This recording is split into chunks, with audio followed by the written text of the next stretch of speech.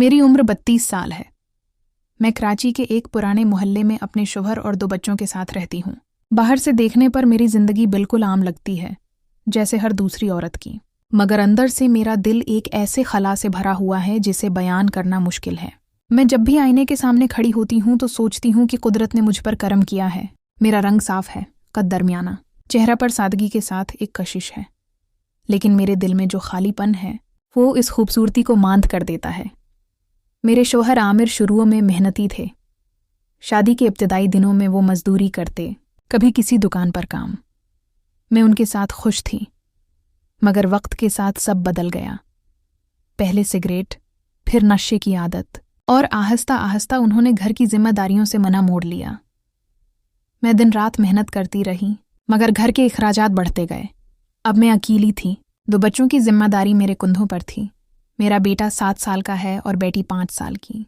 ये दोनों ही मेरी जिंदगी का सहारा हैं। मैं उनके लिए हर दुख बर्दाश्त करती हूँ।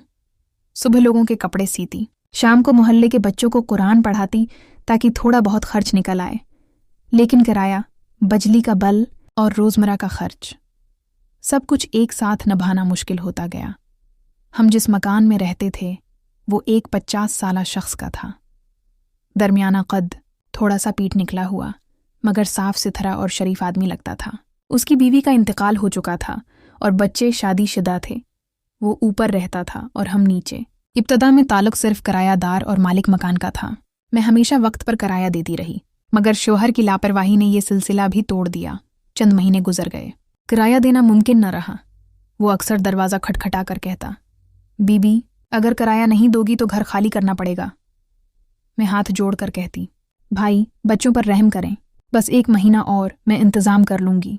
वो कुछ देर खामोश रहता, फिर चला जाता। एक दिन मैंने खुद हिम्मत करके उसे बुलाया।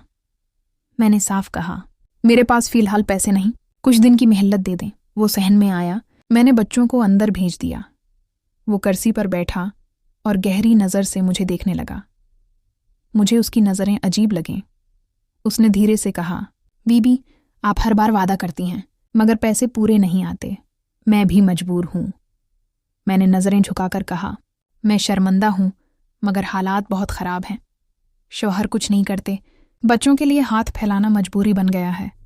उसने लंबी सांस ली और बोला, मैं समझता हूँ, मगर आप भी मेरी बात समझें। मैं आपको निकालना नहीं चाहता, मगर किराया माफ़ करना आसान नहीं। इस लम्हे मैंने महसूस किया कि ज़िंदगी ने मुझे एक ऐसे मकाम पर ला खड़ा किया है जहाँ इज़्ज़त और ज़रूरत आमने सामने खड़ी हैं। मैं अंदर से टूट रही थी, मगर फिर भी मैंने खुद को संभाला। मैंने फैसला किया कि अपनी इज़्ज़त को किसी कीमत पर कुर्बान नहीं करूँगी। दिन गुजरते गए, शौहर की हालत बदतर होती गई। वो कभी कई दिन घर नहीं आता। बच्चे पूछते, अम्मी, अबू कहाँ हैं, और मेरे पास जवाब नहीं होता। मैं खामोशी से उनकी आंखों से आंसू पूंछती। एक दिन मालिक मकान नीचे आया। उसने नरमी से पूछा, बीबी, कोई परेशानी हो तो बताएं। मैंने मुख्तसर जवाब दिया, नहीं, सब ठीक है। मगर वो समझ गया कि सब कुछ ठीक नहीं। इसके लहजे में हमदर्दी थी। वो कभी बच्चों के लिए चीज़ें ले आता, कभी कहता, बीबी, फिक्र ना करें, आहिस्ता आहिस्ता सब ठीक हो जाएगा।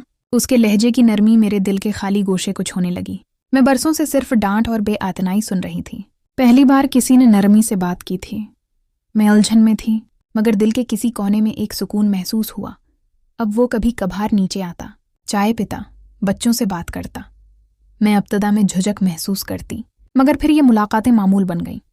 वो मेरी मुश्किलात समझता था, मशूरा देता था और सबसे बढ़कर मेरी बात सुनता था। मुझे महसूस हुआ कि उसकी मौजूदगी से मेरा तुनहा दिल कुछ संभलने लगा है। मैं अक्सर सोचती, काश मेरा शौहर भी कभी ऐसे बात करता, कभी मेरी आंखों में देखकर कहता कि मैं तुम्हारे साथ हूँ।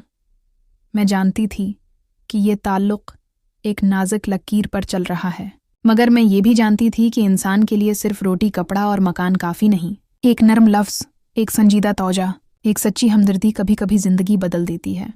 अब मेरा घर पहले जैसा बेरौनक नहीं था। बच्चे भी खुश रहने लगे क्योंकि अब मैं थकी थकी नहीं लगती थी। मैंने दोबारा सिलाई शुरू की। कुरान पढ़ाने के बच्चों की तादाद बढ़ गई। मालिक मकान अक्सर कहता, बीबी, आप में हिम्मत बहुत है। ये जमला मेरे लिए किसी दुआ से कम न था। मेरे शौहर अब भी गाफिल थे, मगर मैंने अपनी ज़िंदगी के रुख को बदलने का फ़ैसला कर लिया था। मैं अब सिर्फ एक मजबूर औरत नहीं रही थी, मैंने खुद को संभालना सीख लिया था। आज जब मैं आईने में खुद को देखती हूँ तो लगता है जैसे बरसों बाद अपने अंदर की रोशनी देखी हो। मैं अब वो समीरा नहीं रही जो हर रात रोती थी। मैं अब वो औरत हूँ जो अपनी जिंदगी के फैसले खुद कर सकती है। मेरे लिए सबसे बड़ी सच्चाई ये है कि औरत की असल ताकत उसका सब्र है। वो टूट कर भी जीती है, जलकर भी रोशनी देती है। मैंने बहुत कुछ खोया मगर अपने अंदर जीने की ख्वाहिश को नहीं मरने दिया। मेरे बच्चे मेरी दुनिया हैं और उनकी मुस्कुराहट मेरा सुकून। मैं जानती हूँ कि मैं उनके लिए जी रही हूँ और यही मेरी असल जीत है। आज जब मैं शाम के वक्त बालकोनी में खड़ी होती हूँ तो हुआ का झोंके से दिल कहता है, जिंदगी अभी बाकी है और समीरा अभी हारी नहीं।